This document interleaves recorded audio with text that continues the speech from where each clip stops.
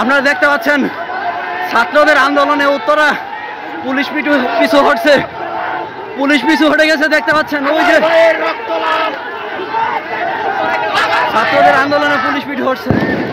দেখতে পাচ্ছেন উত্তরার BNA centre house building Azampur এরিয়াতে পুলিশ রাজপথ দখল করেছিল।